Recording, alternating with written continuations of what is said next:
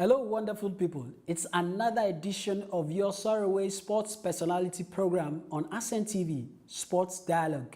I'm your host, Jide Olaniran. On today's show, we have the General Manager of AS Racing Football Club of Lagos, a National League side based in Lagos. And also, he is a member of the Lagos State Football Association. He is Mojeed Adegbindin. We'll take a break, and when we come back, it will be time for me to start the conversation with him on Sports Dialogue. Stay tuned.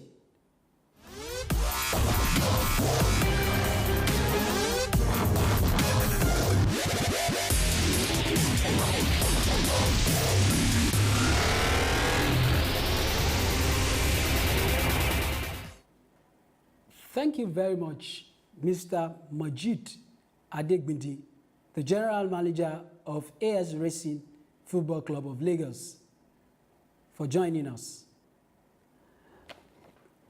As the General Manager of AS Racing, how has it been managing a club in Nigeria? Yeah, basically, it comes easy for me because first thing first, in anything you want to do in life, it has to be something you enjoy, something you really like to do, and that makes it easy. I mean, for me, running a football club has been something that I've nurtured right from secondary school because right from then, I started watching football, the Lafa League, the Nigerian Premier League as it was then. And from there, I developed interest and passion for it. So now, managing a football club was, for me, it was just like coming to a familiar terrain. And the commercial aspect of Lagos itself, actually help you run football clubs. What I mean by that is that at least you get patronage, unlike in some areas where you play football and in a stadium of about 5,000, you find just 10 people or 5 people at the stadium. So, and having people come watch your matches, again, makes you go on. You have even a lot of personal fans. People that, because they know your team is playing, they know they have to see you there, because they enjoy seeing you and everything, they encourage you. So basically, all this put together, actually make it a little easier for me to run football in Lagos. What are the challenges of managing a National League side sponsorship-wise? Yeah, basically, if you check where we're coming from, football-wise in this country, it's never been so good through sponsorship or what have you. Again, you find out that the birth of LMC in this country actually gave rise to a lot of things positive in terms of sponsorship. Now, before now, we find clubs actually paying referees indemnities. We find clubs doing transportation for referees and everything. But right now, you find the LMC paying for referees and also giving money back to the clubs at the end of every season. And in fact, there's a further incentive the LMC gives to clubs for people that have about 5 under 18 players in their team. So all this put together is a very good pack, a very good form of sponsorship that I encourage the Premier League. Now, coming to the lower leagues, now even in the Pro League that we operate now, AS Racing Football Club, now referees indemnities are being paid by the board of the league. And that again takes a lot of burden off the owners of the clubs and encourages other people to actually come into the fold. So for me, I think it can only get better. And the better it gets, more people. However, there's a challenge. The challenge is that until government hands off football administration, that is when we can actually enjoy football itself, both sponsorship-wise and sponsors coming in. Because you find out that a lot of sponsors don't want to come in because they don't want to pay their money into government coffers. Because at the end of the day, it ends up in the pocket of the commissioners, of the directors, because they're the one that runs the football. The pro is run from the state. But whereby they know that when they sponsor a league or they sponsor a club, they can even get returns on their sponsorship. Returns not because they want to collect the money back, even though a lot of them are doing CSR, but because it's something they want to be identified with. and trying to get identified with it does not really measure with money, but they want to come. But because government is involved, and they know that you cannot, after God is government, you don't have power to fight any government. So you rather not deal with them rather than getting into fight with them. So if government can pull out, then you find a lot more private people coming into football, and football is going to be, the better for it. As a club, how are you meeting your objectives? Yeah, basically, this club, for the president, Mr. Emmanuel Ibru, for him too is like a CSR. And this club is being in existence for about 17 years now. And what you find out is that his ambition really is just to take youths off the streets. The man is from Delta State, he's from Warri, precisely. He grew up in Lagos. And ever since, he's been able to get boys off the streets of Warri, Delta States in general, and Nigeria as a whole. Because one thing you need to realize from private people coming into football is, first thing, you need to love football. You need to like football before coming into it at all, because there's no commercial value attached to it. As of today, yes, we've gotten a couple of players that have gone ahead to play for the Super Eagles, to play for the Premier League, to play for big teams. Yes, I agree, but does not translate to money. And maybe when it comes to that, I'll explain further on that. But I can tell you that we've been able to get a lot of players off the road, off the streets, and we've been able to nurture them and guide them to the highest level of football. An example is Osaze Odewinge. Osaze Odewinge was picked up in Benin. He was training with the All-Stars in Benin when Emmanuel Ibru went to play with them. And he saw him and said, oh, this boy can play ball. Come over to Lagos, come to my club, come and try. He came to Lagos, he tried. He was found to be worthy of trials. He was given trial. From there, he played for Racing in the league. And from there, went to Benel Insurance. From Benel Insurance, Liège in Belgium. From Belgium, went to France. And we all know the rest of the story. We also have players like the late Olufemi Olubayo. Also came through AS Racing. Brown Ideye, Fego Ogude. I can name at least nothing less than 6 or 7 that actually play for the Super Eagles. If you say your club has produced great players like Osaze, Brown Ideye, and the likes that you have mentioned, then how has that helped the bottom line? Because everybody is in it for what they can make. They are in business for the reason to make a return on investment. Yes, I agree with you, but don't also forget that football has its rules, especially when it comes to managing players. There's a supreme rule being done by FIFA. After all said and done, maybe you've tried so much about agreements, tied up agreements and everything. Now, there's what they call consent, the player's consent. Most of these players, by the time they sign their first contract and they see a white man, tell them, oh yes, I can get you to Manchester City, I can get you to Man U, I can get you to Liverpool. You find out that the man will just dump that man that actually discovered him and brought him out.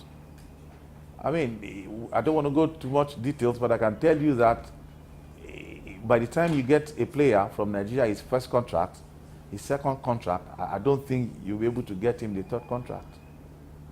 I mean, another case study is that of Mikel Obi. I don't think it's John Shito that actually did the China did for him. But again, we all know the story from the beginning with John Shito.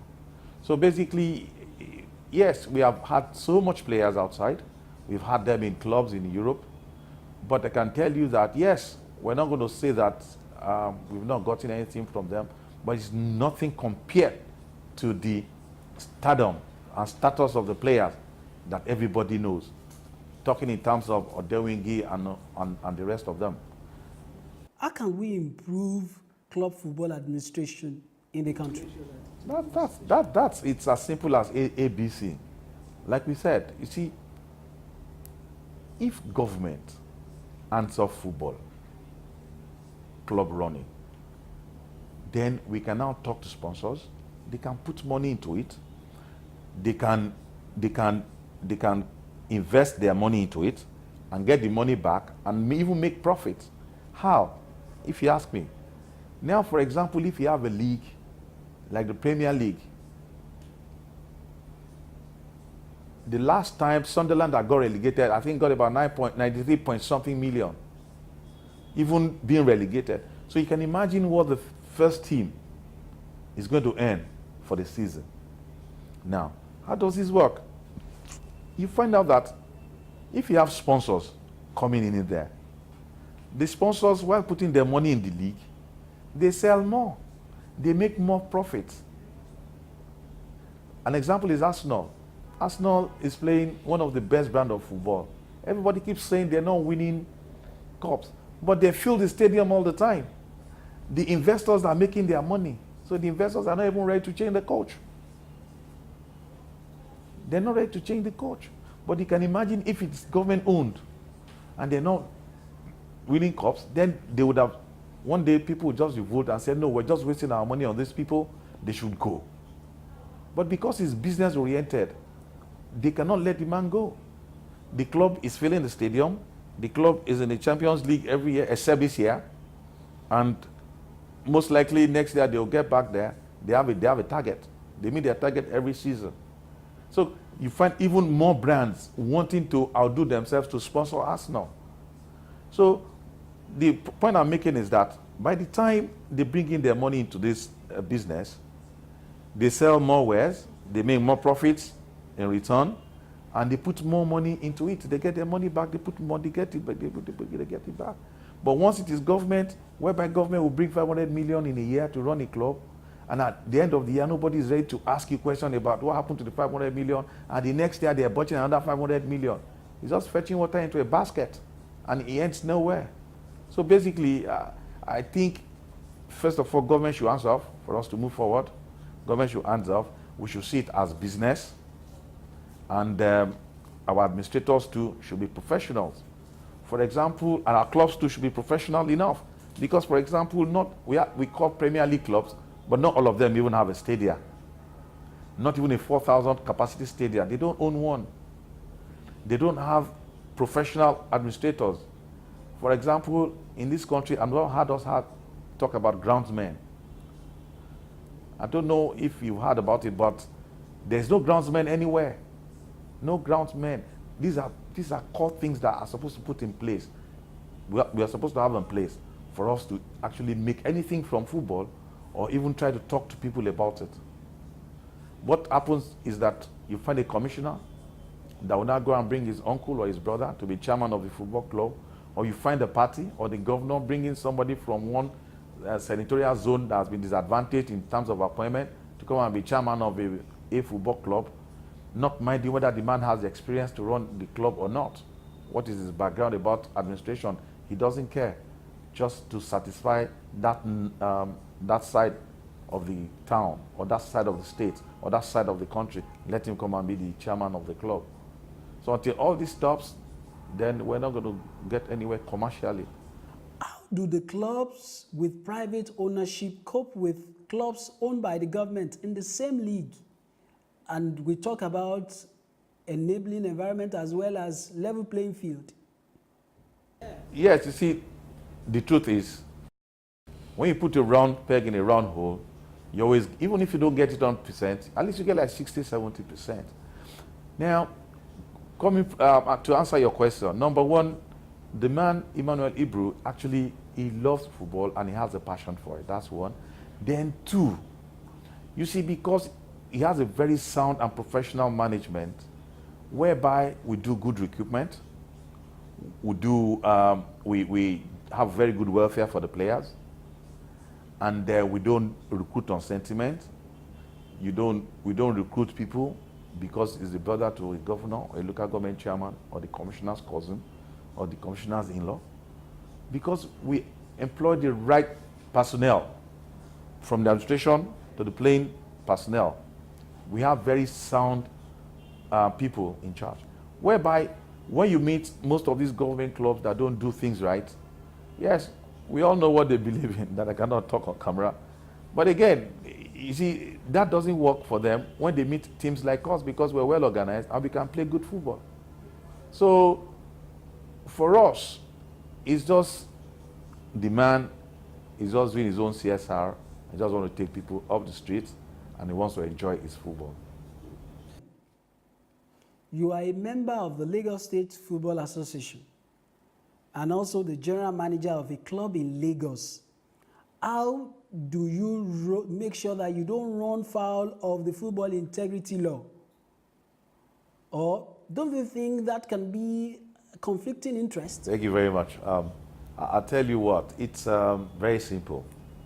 You see, the integrity initiative is something fantastic. It's long overdue in this country. And I appreciate it a lot. And I want to assure you that as I speak today, I speak as a board member and also the general manager of ASVC. But again, my letter has been tendered of resignation as general manager of ASVC. But again, it's yet to be. I'm waiting for the reply. And I've notified the necessary authorities on my intention to keep my position as a board member of the Honorable Lagos State Football Association and relinquish my GM position of AS Racing Football Club. And I think I want to encourage other people to tow the same way with me, because I think, yes, that's the only way we can bring some sanity into our football. Again, there's a lot of arguments going on this. There's a lot of conflicting issues on it. But my advice is everybody should just write in to the integrity manager of the Nigerian Football Federation that can I explain to you what your positions are, what they mean by conflicting interest and everything. But I wouldn't say that it's something I like so much and it's something I want to encourage everybody to stick to. But again, I need to say this.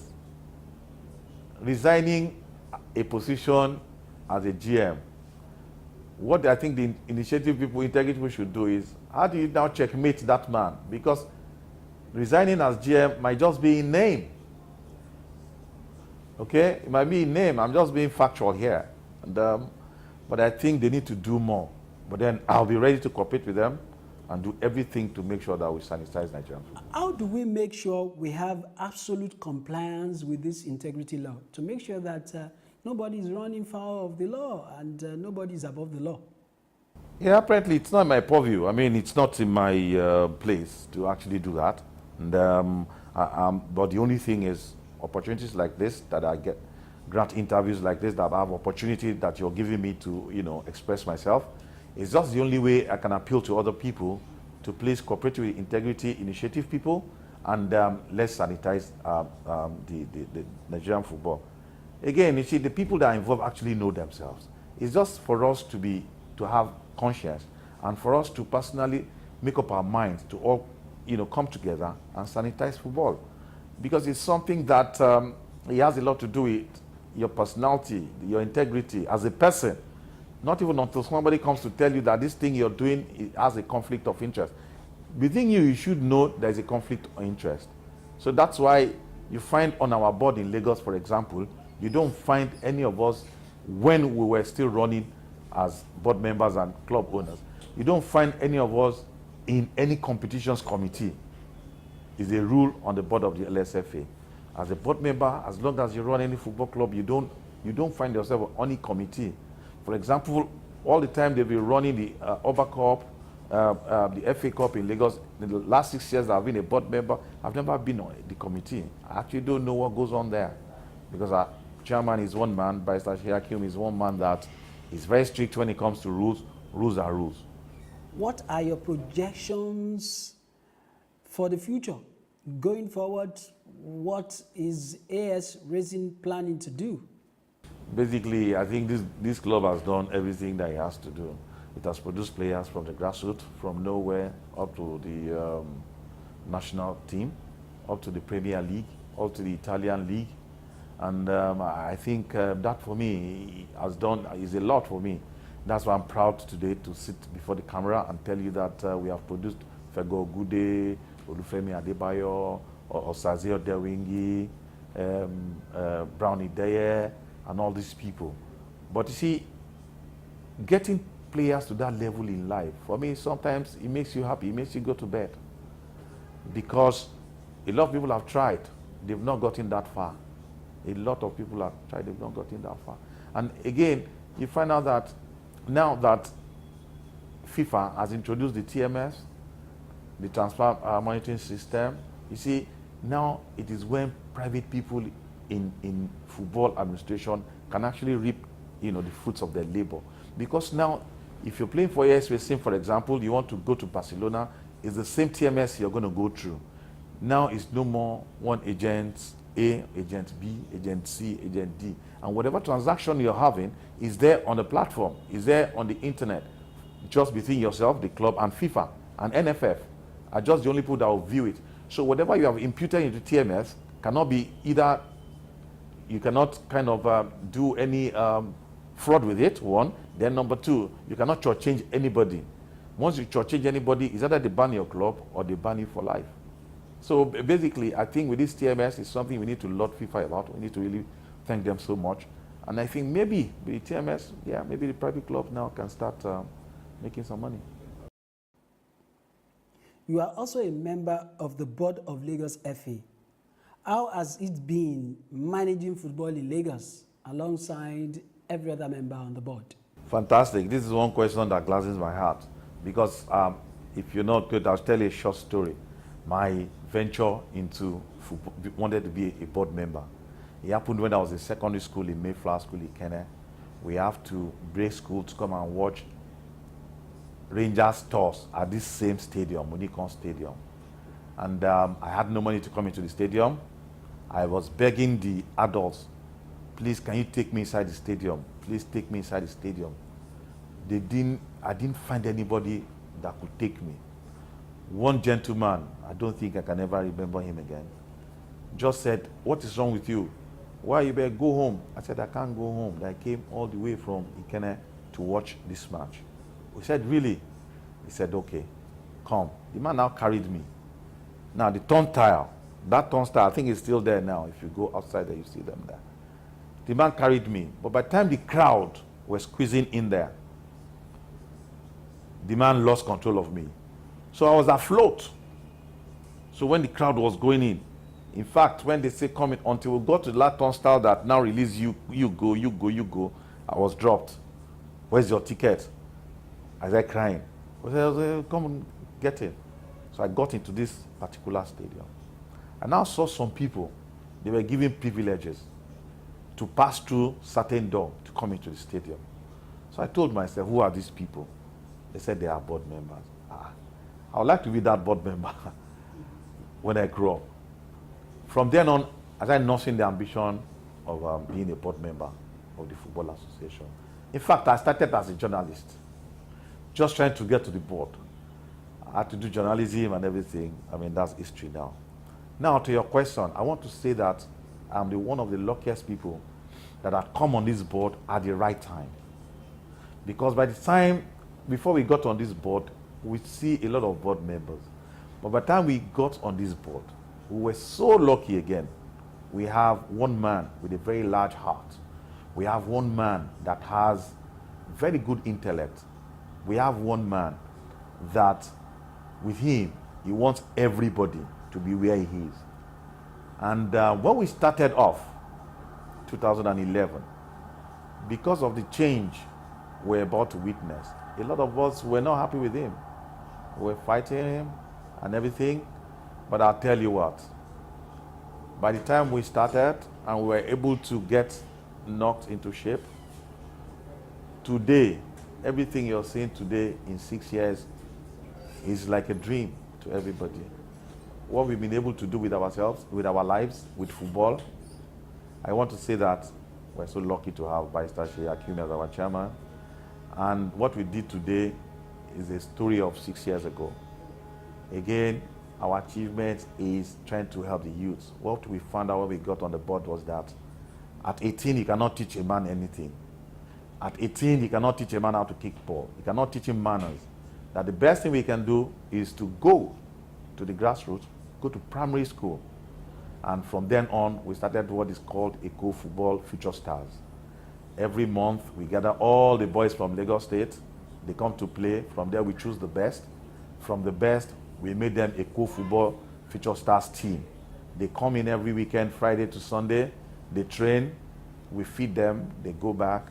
And the best among them were given scholarships into the best schools in the country. And today, that is the story. Starting from the grassroots, teaching them, not alone that they need to play good football. You also need to be brilliant. You also need to be in school. Because with due respect, we saw what happened to a lot of our ex-internationals today. A lot of them are meant to be occupying positions, but some of them don't have the pedigree to actually occupy those positions, even though a lot of them have the pedigree to occupy, but some of them don't. And it's not about some of them don't. What we are trying to preach here is that if you're a good footballer, if you don't make it through football, then you make it through your education. So that's the vision of this board, and I think I'm so happy to be part of this board, and I think I'll still be ready to sacrifice and do more for the upliftment of football in Lagos State and to help the youth in general. Mr. Mojeed Adegbindin, thanks for talking to us on ASEAN TV today. Thank you so much. My pleasure. That is how we've been able to get some words out of the general manager of AS Racing of Lagos in Nigerian National League side. And that is how the cookie crumbles on Sport Dialogue this week. On behalf of the production crew, my name is Jide Olaniran. Thanks for joining me, and I hope to see you some other time.